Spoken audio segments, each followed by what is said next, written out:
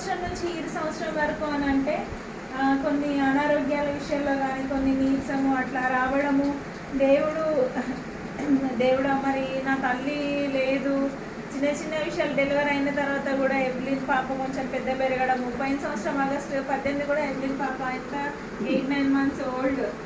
చిన్న చిన్నగా ఆమెకు ఫీవర్ వచ్చినప్పుడు, నాకు బాగాలేదు అన్నప్పుడు, నాకు కొంచెం తల్లి లేని వెళ్తే ఉన్నప్పటికి కూడా అత్తమ్మ మామయ్య ఈయన మళ్ళీ దగ్గరే పిన్ని బాబాయ్ వాళ్ళు మామయ్య వాళ్ళు ఉండడం, ప్రతి విషయంలో ఇన్వాల్వ్ అయ్యి వాళ్ళు పేరెంటింగ్ కేర్ తీసుకోవడం, దేవుడు నిజంగా నాకు ఈ కుటుంబం ద్వారా ఎన్నో మేలులు చేస్తూ వచ్చినాడు. అందుని బట్టి దేవునికి వందనాలు. మళ్ళీ నా పర్సనల్గా చెప్పాలంటే చాలా ఎక్స్పీరియన్సెస్, అంటే నేను క్లినిక్ కొత్తగా ఓపెన్ చేయడం కానీ, అంటే నేను క్లిక్ అవ్వాలంటే ఫస్ట్ దేవుడి ప్రణాళిక లేకపోతే అసలు అయ్యేదని కాదు. ఏంటంటే నాకు అన్ని రకాల సపోర్ట్ ఏంటిదంటే ముఖ్యంగా ఫ్యామిలీ నుంచి వచ్చింది. ఒక రకంగా బాబాయ్ కూడా ఇన్వాల్వ్ అయ్యిండు, అత్తమ్మ మామయ్య ఈయన ద్వారా కూడా. ఎట్లా మళ్ళీ హెల్త్ విషయంలో వచ్చేసరికి మధ్యలో 2 times వైరల్ ఫీవర్ వచ్చింది.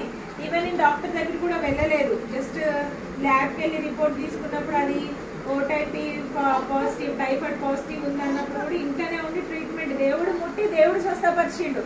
కనీసం నాకు ఈ ఫీవర్ ఉందని చెప్పి నేను మా నాన్నకు కానీ చెప్పడం, అత్తమ్మ వాళ్ళకు కూడా చెప్పాను, చిన్న ఫీవర్ అత్తమ్మ, చిన్న ఫీవర్ అని ఈయనకు కూడా చెప్పిన. అంతవరకు అది పాజిటివా ఇట్లా ఏం ఎక్స్పీరియన్స్ షేర్ చేసుకోలేదు, ఎందుకంటే దేవుడు ముట్టాలి, దేవుడు స్వస్థపరచాలని అనుకున్నాను.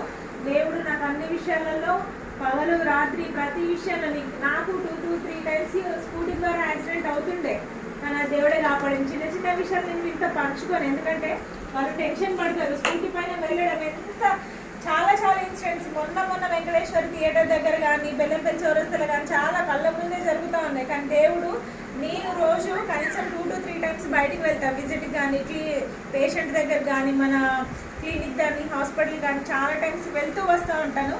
కేవలము దేవుడి కృప. ఆయన పగలు అగ్నిస్తంభమై రాత్రి మేఘస్తంభమై దేవుడు నన్ను కాపాడుతూ వచ్చినాడు. అందుని బట్టి దేవుడికి వందనాలు. ఈ రోజు మీ అందరితో నాకు సాక్ష్యం పంచుకోవడం దేవుడు మరొక దినం ఇచ్చినందుకు వందనాలు చెల్లించుకుంటూ, ఈ చిన్న సమయం ఇచ్చిన అందరికీ, మీరు వింటున్నందుకు మీకు అందరికీ థ్యాంక్స్. దేవుడు ఇంకా మరికొన్ని కార్యములు, మరికొన్ని సంవత్సరములు నా విషయంలో ఇంకాను గొప్పగా నీ దీవించబడాలన్న దేవుని కృప నా పట్ల ఉంటుంది కాక. ఆమేన్. Thank you.